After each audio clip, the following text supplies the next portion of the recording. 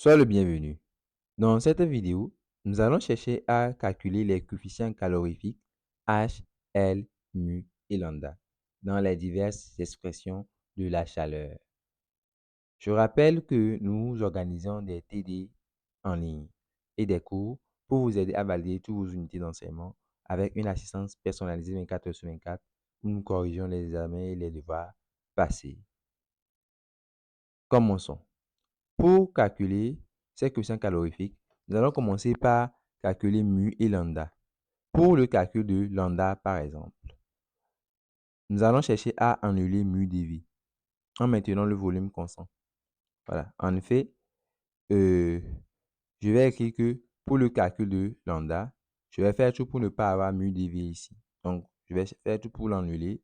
Et donc, je vais prendre le volume constant. À volume constant, vous savez que dV est nul. Voyez-vous?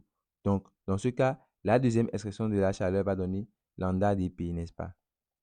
Pour pouvoir trouver lambda. Et cette première expression, comme dV est nul, ça va donner quoi? CV dt. De là, vous pouvez tirer lambda comme étant égal à quoi? Ceci, c'est-à-dire lambda égale à CV fois la dérivée partielle de T par rapport à P. Qu'est-ce qu'on a maintenu comme étant constante? C'est le volume. Donc, à volume constant. On a le coefficient lambda.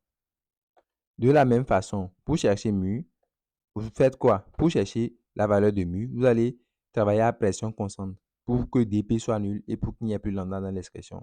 Donc, vous aurez alors mu dV ici. Voilà, donc à pression constante. Et vous prenez l'expression dans laquelle il y a aussi la pression.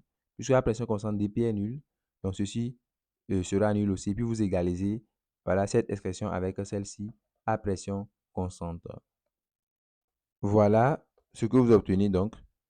Cp égale à quoi? Mu dérivée partielle de V par rapport à T à pression constante. Il reste à chercher les deux autres coefficients calorifiques, L et H.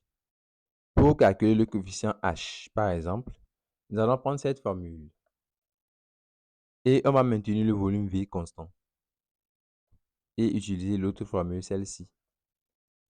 Voilà. Et on va égaliser donc les deux expressions.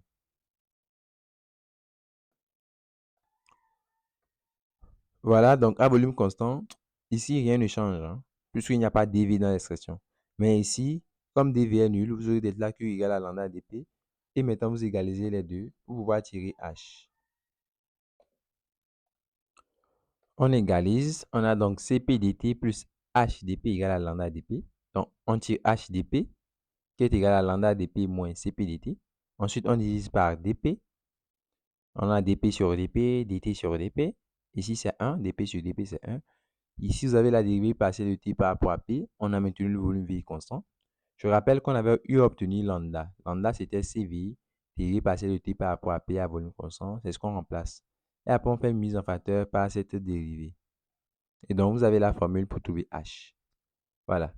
Pour le calcul L, vous procédez aussi de la même façon. Je vous le laisse. À très bientôt.